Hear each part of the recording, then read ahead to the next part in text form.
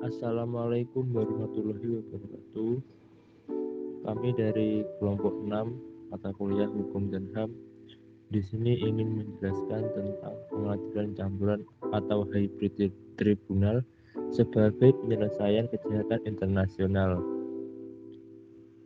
Kelompok 6 di sini yang beranggotakan oleh Onela Tanisa Beneka Effendi, Ahmad Fauzan Fanani, dan saya sendiri Dimas Rama Kurniawan. Pengertian pengadilan campuran atau hybrid tribunal. Pengadilan campuran dalam perspektif hukum pidana internasional, urgensi pembentukan pengadilan campuran dalam menangani kejahatan internasional. Hybrid court atau mixed court merupakan sebuah tribunal yang menggabungkan hukum internasional dengan nasional, termasuk aparatur pengadilannya. Dalam artian hybrid court dapat diartikan sebagai pengadilan nasional yang diinternasionalkan atau internationalization of domestic tribunals. Hybrid court sebagai suatu model peradilan dikenal sebagai hybrid model, merupakan kombinasi peradilan yang berisi komposisi hakim pada trial chamber yang berjumlah 3 orang.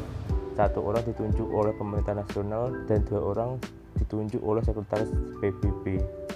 Selanjutnya 5 hakim apel kamper, 2 ditunjuk oleh pemerintahan nasional dan 3 hakim ditunjuk oleh sekretaris jenderal PBB.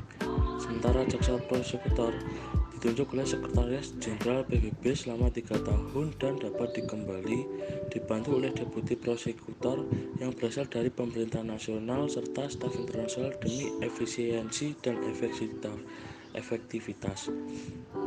Hybrid court bertujuan untuk menghindari masalah-masalah proses peradilan secara nasional secara penuh dan proses peradilan secara internasional, seperti International Criminal Tribunal for the Former Yugoslavia (ICTR) dan ICC.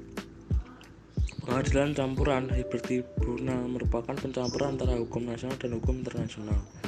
Dalam perspektif hukum pidana internasional, pengadilan campuran hybrid tribunal sangat pantas diterapkan dan dalam menangani suatu masalah kejahatan internasional karena Mahkamah Pidana Internasional yang sebagai dasar pembentuknya yaitu Statuta Roma 1998. Secara jelas dalam pasal 24 menganut prinsip non-retroaktif yang membatasi ruang geraknya. Pada dasarnya tidak tertutup kemungkinan bagi kejahatan internasional untuk diadili di depan pengadilan nasional, namun diperlukan juga kerjasama internasional. Pengadilan campuran atau hybrid tribunal jelas berbeda dari pengadilan nasional karena secara eksplisit ia mengandung elemen internasional yang bisa berada pada struktur atau fungsinya. Pengadilan campuran atau hybrid tribunal juga berbeda dari pengadilan-pengadilan internasional karena ia mengakomodasikan elemen-elemen hukum atau struktur hukum nasional di dalamnya. Selain pengadilan pidana nasional dan mahkamah internasional murni, forum yang baru-baru ini digunakan untuk menangani kejahatan internasional adalah pengadilan hibrida yang telah dibentuk di beberapa negara seperti Kamboja, Sierra Leone, dan Timor Leste. Pengadilan hibrida tersebut dibentuk dengan latar belakang politik berbeda-beda, tetapi sebagai institusi yuridis pembentukannya seyogyanya didasarkan pada instrumen yuridis.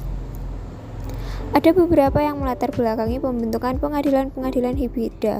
Pertama, kebutuhan pembentukan pengadilan-pengadilan hibrida pasti dilatar belakangi oleh situasi yang memunculkan anggapan bahwa pengadilan nasional tidak dapat berfungsi secara ideal dalam konteks penegakan norma-norma hukum pidana internasional. Ada kalanya pengadilan nasional mengalami ketidakmampuan berfungsi ketika ia mengalami kerusakan struktur dan sistem. Selanjutnya, urgensi pembentukan pengadilan campuran atau hybrid tribunal dalam menangani kejahatan internasional. Urgensi pembentukan pengadilan campuran atau hybrid tribunal adalah untuk mengatasi serta menjadi solusi permasalahan yang ada di dalam sistem hukum domestik yang dinilai masih tergolong lemah dalam menangani kasus kejahatan internasional dan juga karena terkadang masih mempunyai budaya impunitas.